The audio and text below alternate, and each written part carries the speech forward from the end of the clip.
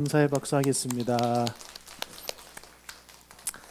자, 오늘부터는 우리가 이제 민수기를 살펴보도록 하겠습니다. 민수기 1장 1절부터 3장 10절까지 말씀이고요. 제목 같이 읽겠습니다. 순종의 결과 그리고 불순종의 결과, 이 제목으로 말씀 전하도록 하겠습니다. 자, 민수기의 저자는 누굽니까? 예, 모세입니다. 창세기, 출애굽기, 레위기, 민수기, 신명기, 이렇게 모세가 썼다고 해서 모세오경이라고 말을 하고, 우리 지난주까지 들었던 출애굽기 다음부터 이제 그 내용이 기록되어져 있습니다. 우리나라 말로는 민수기, 백성의 숫자를 센다 그래서 민수기라고 이렇게 말을 하고 있는데, 이 책은 이제 원어가 히브리어잖아요. 히브리어로는 이제 광야에서라는 뜻을 가지고 있어요. 그래서 이제 시내산을 떠나서 광야 약 38년간의 그런 기록을 기록한 내용이 바로 이 민수기의 내용입니다.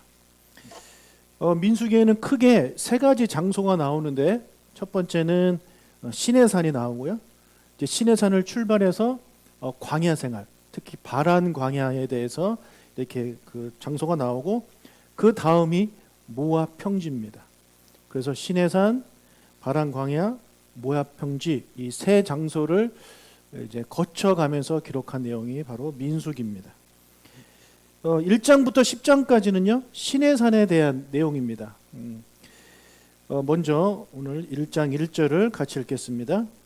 이스라엘 자손이 애굽 땅에서 나온 후 둘째의 둘째 달 첫째 날에 여호와께서 시내 광야 회막에서 모세에게 말씀하여 이르시되.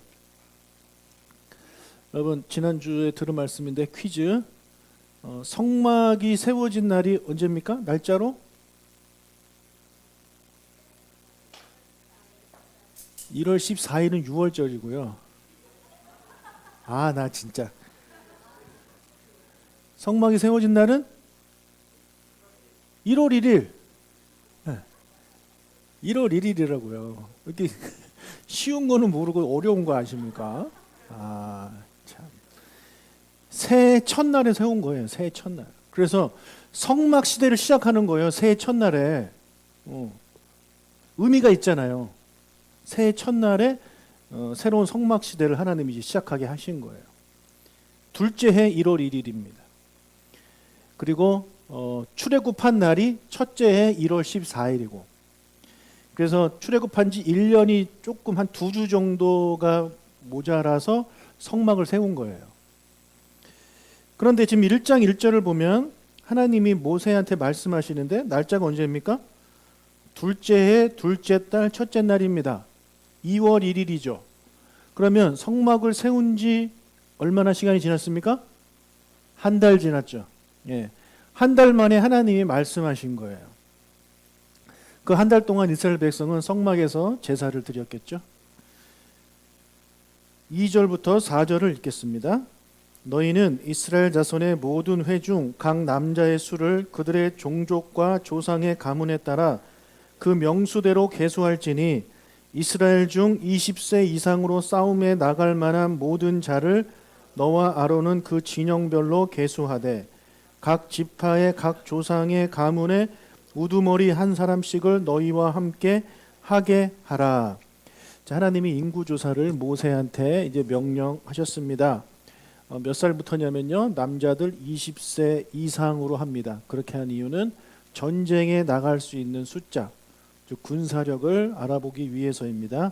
그래서 바로 그날 모세가 이제 백성의 리더들한테 명령해서 인구조사를 실시하게 되는데, 그 결과가 쭉 기록되어져 있는데요. 앞에 자막을 보시면, 자, 루벤 지파 46,500명, 시므온 지파 59,300명, 갓 지파 45,650명, 유다 지파 74,600명, 이사갈 지파 54,400명, 스불론 지파 57,400명, 에브라임 지파 45,000명, 므낫세 지파 32,200명, 베냐민 지파 35,400명, 단 지파 62,700명, 아셀 지파 41,500명, 납달리 지파 53,400명.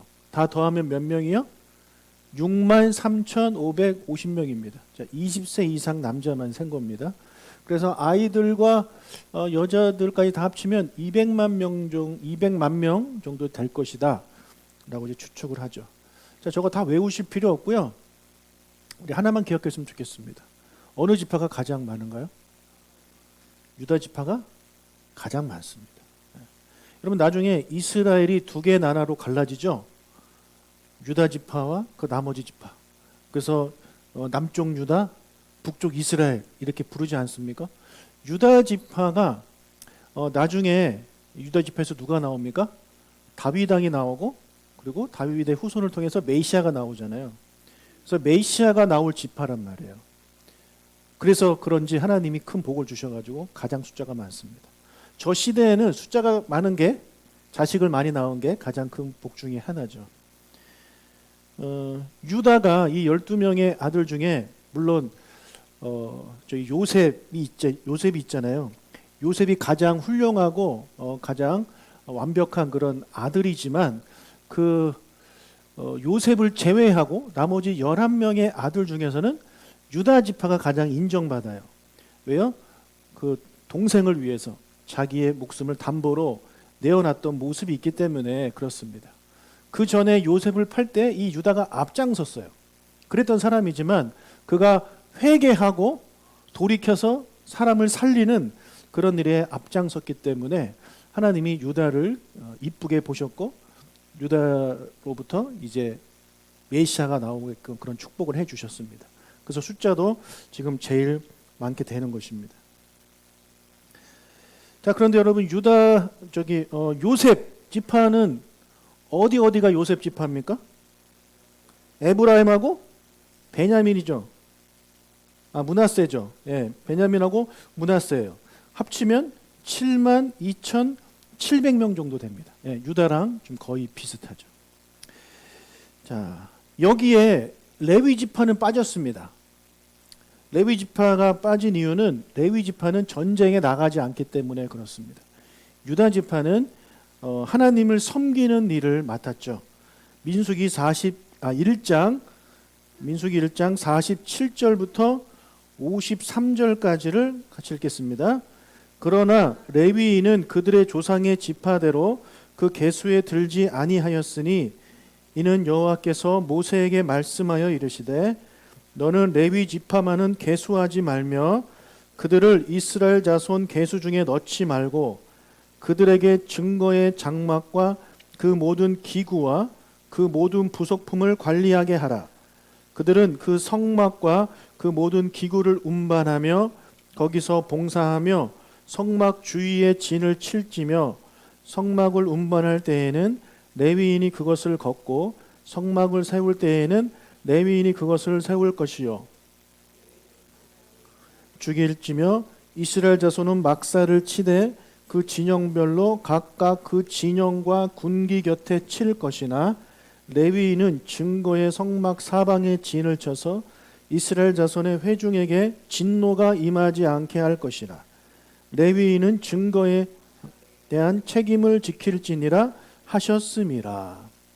자, 나머지 이 12지파들은요 이스라엘 공동체를 지키기 위해서 숫자를 셌는데 레위 지파는 이스라엘 전체 공동체를 지키는 것이 아니라 성막을 지키는 일을 하는 거예요. 그래서 성막을 옮기고 세우고 그 다음에 그 성막 안에 들어가서 이 하나님의 일을 하고 이 일을 한 것뿐만 아니라 그 외에 성막을 지켰어요. 그래서 아무나 성막 안으로 접근하지 못하도록 막는 일을 했다라는 것입니다. 그래서 아무나 들어오면 여기 뭐 나오지만 외인이 가까이 오면 죽일지며 그리고 성막 사방에 진을 쳐서 이스라엘 자손의 회중에게 진노가 임하지 않게 할 것이다. 하나님의 성막 거룩한 곳인데 맘대로 들어가지 못하도록 맘대로 들어가면 그 사람은 하나님의 진노가 임해서 죽게 되는 것이고요. 그 다음에 이 성막 안에는 이스라엘 백성 외에 외인이 들어갈 수 없습니다. 그것을 지키라고 하나님이 레위인한테 특별한 그런 사명을 주신 것입니다. 자, 이렇게 인구조사가 마친 다음에 이제 하나님이 이제 이동을 해야 되잖아요. 이동을 할 때 어떻게 이동을 할 것이며, 그리고 머물 때는 어떻게 머물 것인지에 대한 구체적인 말씀을 해 주십니다.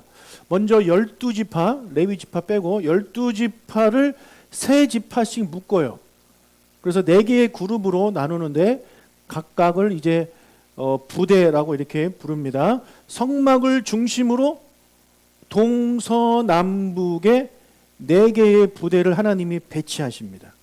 첫 번째 부대는 유다, 이사갈, 스불론 지파로 이제 구성되어 있습니다. 민수기 2장 3절부터 9절까지를 읽겠습니다.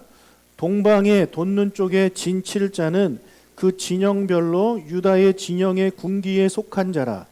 유다 자손의 지휘관은 암미나답의 아들 나손이요 그의 군대로 계수된 자가 74,600명이며 그 곁에 진 7자는 이사갈 지파라. 이사갈 자손의 지휘관은 수알의 아들 느다넬이요 그의 군대로 계수된 자가 54,400명이라. 그리고 스불론 지파라. 스불론 자손의 지휘관은 헬론의 아들 엘리압이요 그의 군대로 계수된 자가 57,400명이니 유다 진영에 속한 군대로 계수된 군인의 총 계는 186,400명이라. 그들은 제1대로 행진할지니라. 자, 제1부대의 총 군대의 숫자가 몇 명입니까? 186,400명입니다. 나머지 3개에 비해서 가장 많습니다. 왜 가장 많을까요? 유다 지파 때문에 그렇습니다. 자, 이들의 성막의 위치는 어디냐면, 이들의 진의 위치는 성막 동쪽이에요. 성막 동쪽에 위치하고 있어요. 여러분, 성막에서 동쪽에는 무엇이 있습니까? 뭐가 있습니까? 성문의 그 성막의 동쪽에 뭐가 있어요? 문이 있죠. 그죠? 문. 성막으로 들어가는 유일한 문이 동쪽에 있단 말이에요. 그래서 출입구를 지키는 아주 중요한 역할을 맡은 것이 이 첫 번째 부대예요. 그 첫 번째 부대에 이 3개의 지파가 있지만 그 중에 가장 주된 지파가 어느 지파입니까? 유다 지파입니다. 네. 자, 이 성막의 동쪽 문은 이제 누구를 이제 의미하냐면 장차 오실 메시아를 의미해요. 예수님이 말씀하셨잖아요. 나는 양의 문이다. 그 문을 통해서만 하나님 아버지께 갈 수 있잖아요. 그래서 하나님이 유다 지파를 동서남북 중에서 동쪽에 배치시킨 이유는 그 유다 지파에서 메시아가 나올 것이다. 그래서 그 메시아가 그 동쪽 문을 통과해서 그 성막으로 들어갈 것이다라는 것을 우리에게 미리 이 배치를 통해서도 예언을 해주고 계신 것입니다. 그리고 이 첫 번째 제1부대가 행진할 때 제일 앞에 서요. 제일 앞에 서는데 이 3 부대 중에서도 어느 부대가 제일 앞에 서냐면 유다가 제일 앞에 섭니다. 제일 앞에 서서 가는 지파가 바로 유다 지파예요. 네. 여러분, 대장의 느낌이 있죠? 맨 앞에 서서 나를 따르라. 그런 느낌이 있잖아요. 그래서 나중에 이 유다 지파에서 왕이 나오고 이스라엘을 다스리는 그런 메시아가 나올 것을 이 순서를 통해서도 하나님은 미리 우리에게 말씀해 주고 있는 것입니다.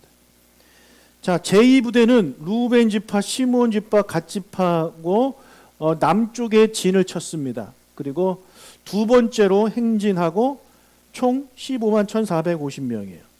그리고 제3부대는 에브라임과 므낫세와 베냐민 지파입니다.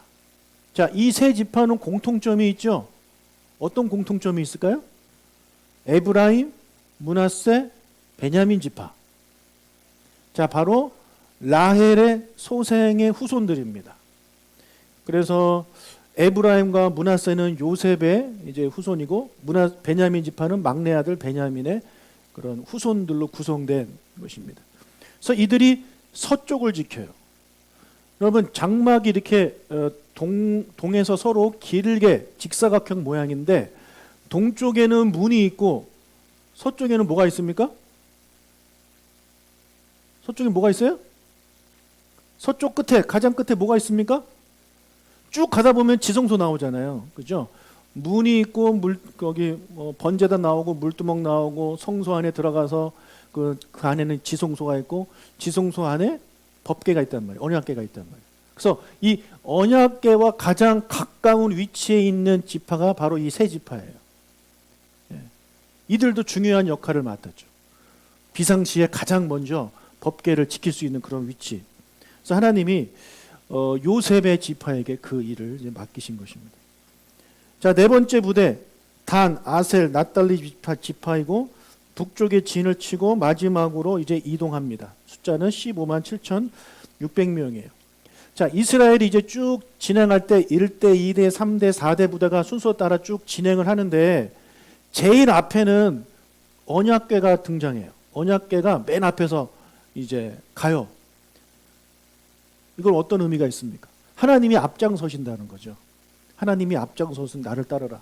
그 바로 뒤가 이제 유다 지파인 것입니다. 그래서 1대, 2대, 3대, 4대가 있는데 이 성막의 이 중요한 것들을 나르는 이 부대는 레위 지파가 이제 나르는데 정 가운데 2대와 3대 사이에 중앙에 이제 움직여요. 왜요? 역시 보호하기 위해서죠. 가운데 두고 적으로부터 보호하기 위해서 하나님이 이제 그렇게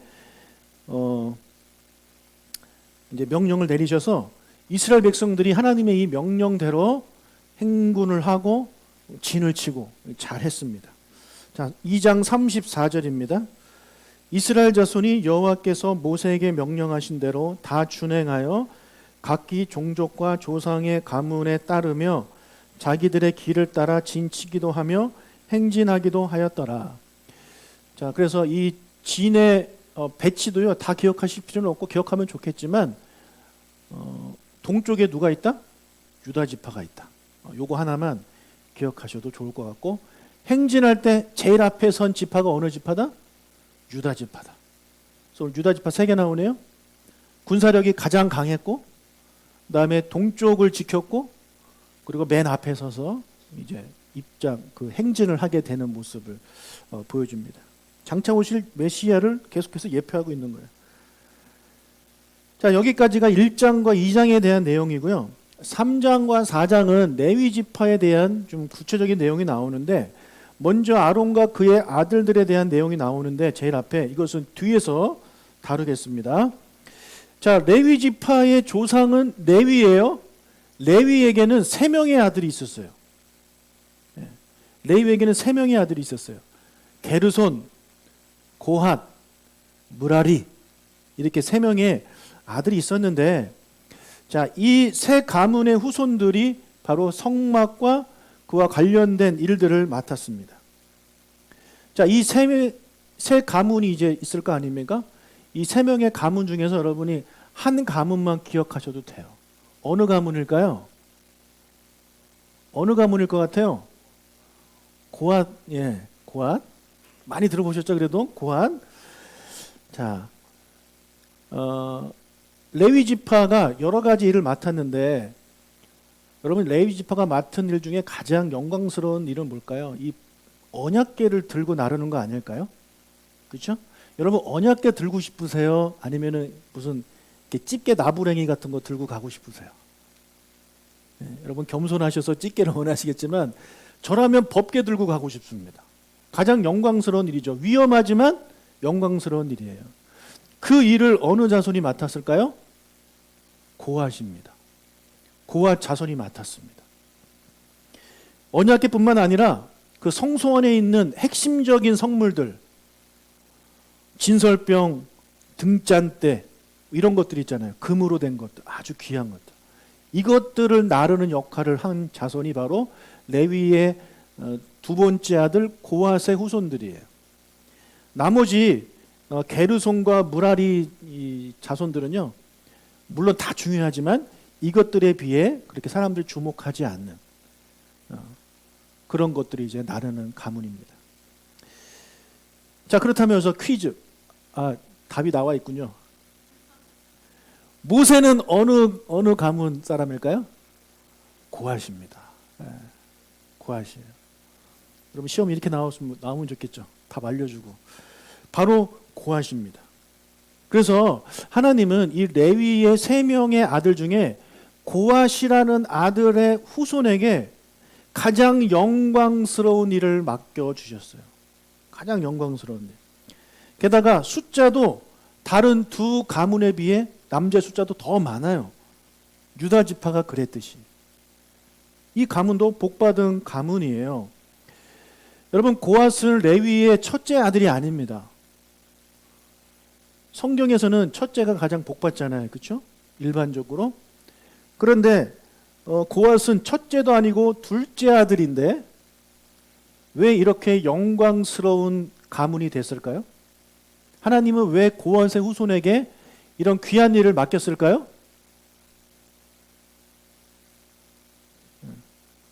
누구 때문일까요? 모세 때문입니다. 모세 때문이에요. 다른 이유 없어요. 모세 때문이에요. 모세가 만약에 다른 가문 무라리의 자손이었으면 무라리가 자손이 이런 일을 맡았겠죠. 모세의 순종과 모세의 헌신 때문에 이런 일이 일어나게 된 것입니다. 만약에 모세가 하나님이 부르시고 사명을 주실 때 끝까지 못해요 하고 도망가 버렸다면 고핫 자손이 이런 영광을 누릴 수 있었을까요? 아닙니다. 하나님은 다른 사람을 썼을 것이고 그 사람의 가문이 영광스러운 가문이 됐겠죠. 여러분, 아브라함 한 사람의 그 순종 때문에 아브라함의 모든 후손이 이제 택한 백성이 되었습니다. 그렇죠? 그리고 유다에서 다윗 한 사람의 순종 때문에 그의 가문이 왕의 가문이 됐습니다. 아까 유다도 마찬가지죠. 유다 한 사람의 그런 섬김과 희생 때문에 유다 가문 자체가 하나님께 복받는 가문이 된 것입니다. 그래서 우리 한 사람 한 사람, 여러분 한 사람 한 사람의 그런 섬김과 헌신과 순종은 참으로 귀합니다. 여러분 때에서 끝나지 않는 것입니다. 여러분의 자손들에게 그것들이 이제 영향을 미치게 되는 것이죠. 사랑하는 여러분, 여러분이 여러분 가문의 모세가 되어 주십시오. 여러분이 모세가 되어 주시면 하나님이 여러분을 통해서 귀한 일을 하게 되실 줄로 믿습니다. 자, 고핫의 가문 중에서도 가장 복받은 가문은 어느 가문일까요? 고핫의 가문 중에도 많은 가문들이 있을 거 아닙니까? 그 중에서 가장 복받은 가문은 바로 아론의 가문이죠. 왜요? 대제사장이잖아요. 아론의 가문은요, 대제사장과 그리고 제사장의 가문이에요. 레위인이라고 다 제사장이 되는 게 아니에요. 아론의 가문만 제사장이 되는 것이고 그 중에 한 명만 대제사장이 되는 거예요. 아론은 왜 대제사장이 됐을까요? 대제사장이? 제사장을 할 만한 자격이 있어서? 아니요, 딱 하나입니다. 뭐 때문에 그래요? 모세의 형이라는 이유만으로. 금송아지 사건 아시죠? 기억하시죠? 얼마 안 됐으니까. 아론이 얼마나 하나님을 모릅니까? 얼마나 엉망진창입니까? 그런데 하나님이 그를 대제사장으로 세우신 이유가 딱 하나, 모세의 형이기 때문에 그런 거예요. 여러분, 왜 우리가 하나님 나라 갑니까? 예수님이 우리 형이기 때문에 그렇습니다. 예수님이 여러분의 가장 큰 오빠가 되시기 때문에 그런 거예요. 우리에게는 아무 공로가 없어요. 우리나 아론이나 별 차이 없는 사람들이에요. 그러나 우리가 하나님 나라, 하나님 아버지의 집에 갈 수 있는 이유는 우리가 예수님의 형제라는 이유 때문입니다. 그래서 가는 거예요. 우리 교만해질 일도 없습니다. 아론도 마찬가지예요. 모세의 형이라는 이유만으로 초대 대제사장이 되었습니다. 그래서 아론과 이 제사장들, 아론의 가족들의 성막에서 위치는 어디냐면 성막 동쪽 바로 앞이에요. 일단 그 성막에서 일을 해야 되니까 가장 가까운 쪽을 주셨겠죠. 그러니 하는 일도 가장 영광스럽고 그들의 그런 집의 위치도 가장 좋은 위치. 이스라엘 200만 명 중에서 가장 복받은 사람이 아론이고 그 다음으로 복받은 사람이 아론의 아들들이죠. 아무런 이유 없어요. 그냥 모세의 조카라는 이유만으로, 모세의 형이라는 이유만으로 그런 좋은 자리를 받은 복된 사람이 된 것입니다. 자, 그들을 한번 살펴보겠습니다. 민수기 3장 2절과 3절을 읽겠습니다. 3장 2절과 3절. 아론의 아들들의 이름은 이러하니 장자는 나답이요 다음은 아비후와 엘르아살과 이다말이니 이는 아론의 아들들의 이름이며 그들은 기름 부음을 받고 거룩하게 구별되어 제사장 직분을 위임받은 제사장들이라. 자, 얼마나 멋있어요. 그들은 기름 부음을 받고 거룩하게 구별되어 제사장 직분을 위임받은 제사장들이다. 얼마나 멋있어요, 여러분.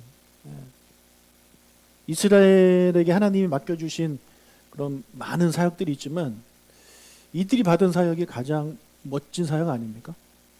하나님 바로 옆에서, 특히 대제사장은 하나님이 계시는 그 지성소까지 들어갈 수 있잖아요. 얼마나 큰 복을 받았습니까? 아론의 첫째 아들 이 나답은요 제2대 대제사장이 될 사람이에요. 아버지가 죽으면 자기가 2대 대제사장이에요. 얼마나 영광스러운 자리입니까? 자, 그런데 이 가장 복받은 자들이었던 나답 그리고 두 번째 아들 아비후가 성막이 세워지고 나서 한 달도 채 되기 전에 죽습니다. 왜요? 여호와 앞에 다른 불을 들이다가 하나님의 벌을 받아요. 민수기 3장 4절을 읽겠습니다. 나답과 아비후는 시내 광야에서 여호와 앞에 다른 불을 들이다가 여호와 앞에서 죽어 자식이 없었으며 엘르아살과 이다말이 그의 아버지 아론 앞에서 제사장의 직분을 행하였더라. 자, 왜 죽었대요? 여호와 앞에 다른 불을 들이다가 죽었대요. 자, 이것을 조금 더 자세히 설명해 드리겠습니다. 레위기 10장 1절과 2절을 읽겠습니다. 아론의 아들 나답과 아비후가 각기 향로를 가져다가 여호와께서 명령하시지 아니하신 다른 불을 담아 여호와 앞에 분향하였더니 불이 여호와 앞에서 나와 그들을 삼키매 그들이 여호와 앞에서 죽은지라. 자, 여기 보니까 나답과 아비후가 각기 향로를 가지고 와서 여호와께서 명령하시지 않은 다른 불을 담았다라고 말을 하고 있는데, 여기서 말하고 있는 향로는요 회막에서 쓰는 도구 중에 하나인데 불 옮기는 그릇, 불동 그릇이라고 다른 데서는 표현하고 있어요. 출애굽기 27장 3절과 출애굽기 25장 38절에 보면 불 옮기는 그릇 그리고 불동 그릇 이렇게 표현하고 있죠. 그래서 저 그릇을 가져다가 어디로 가냐면 번제단에 가요. 그래서 번제단에서 불을 그쪽으로 옮겨요. 그래서 그거를 들고 어디로 들어가냐면 성소로 들어갑니다. 성소로 들어가서 그 불로 금 향로에 그 향에 불을 붙이는 거예요. 예. 그때 사용된 그릇이 바로 이 여기에 나와 있는 이 불동 그릇이에요. 여러분, 그런데 여러분 기억하시는지 모르겠습니다. 금 향단에 이 향을 피우는 것은 누구의 일입니까? 누구의 일입니까? 1번 대제사장, 2번 그냥 제사장. 예? 제가 이렇게 퀴즈 내면 무조건 1번입니다. 답은 대제사장이에요. 대제사장의 일이에요. 출애굽기 30장 7절을 읽겠습니다. 아론이 아침마다 그 위에 향기로운 향을 사르되 등불을 손질할 때에 살을 찌며. 누가요? 아론이. 대제사장의 일이에요. 이거는 대제사장 아론의 일인데 왜 나답과 아비후가 이 일을 했을까요? 자, 레위기 10장 1절을 다시 보면 나답과 아비후가 각기 향로를 가져왔대요. 각자. 여러분 2개가 필요합니까? 저거 하는데? 몇 개면 돼요? 1개면 돼요. 1개면 되죠. 어차피 저 안에 피울 그것도 이제 하나인데 하나에다 담아서 가면 되는 것입니다. 그런데 나답과 아비후가 각자 준비했대요. 이것은 무엇을 의미합니까? 이 2사람 나답과 아비후가 이 일을 가지고 경쟁을 했다라는 것입니다. 경쟁을 했다라는 거예요. 첫 번째, 자기 일도 아니에요. 아버지 일이에요. 그런데 일반 제사장인 나답과 아비후가 각자 그거를 가지고 가가지고 제 생각엔 아버지 몰래 했을 것 같아요. 아버지가 일어나기 전에. 원래 아침에 가서 하는 거거든요. 저 일을. 그래서 아침에 아버지가 일어나기 전에 자기들이 그 일을 이제 하려고 하는데 둘 다 같은 마음을 가지고 있었던 거죠. 그래서 서로 경쟁하듯이 자기 것 들고 간 겁니다. 왜 이 사람들은 서로 경쟁했을까요? 하나님을 너무 사랑해서? 나도 아버지처럼 하나님께 향을 피워드리고 싶어요. 하나님을 너무 사랑해서 그들이 이렇게 경쟁하듯이 했을까요? 아니겠죠. 아닐 것 같아요. 그리고 아무리 그렇게 순수한 마음으로 한다 하더라도 그것은 하나님의 말씀을 어긴 것이기 때문에 하나님이 기뻐하지 않아요. 여러분, 하나님을 섬긴다고 하면서 하나님이 정해주신 거 하지 아니하고 자기 마음대로 해서 하나님을 섬긴다? 하나님 절대 그거 받아주시지 않습니다. 이 둘의 행동은요, 아마도 욕심에서 비롯될 것입니다. 왜냐하면 그의 아버지 아론이 입은 옷을 우리 배웠잖아요. 얼마나 화려합니까? 자기네들은 그냥 일반적인 제사장 옷을 입었는데 아버지는 그 위에다가 여러 가지들을 입고 보석을 차고 머리 모자도 멋있던 거 한단 말이에요. 그래서 이 2 아들들이 아버지의 자리가 탐났던 것 같아요.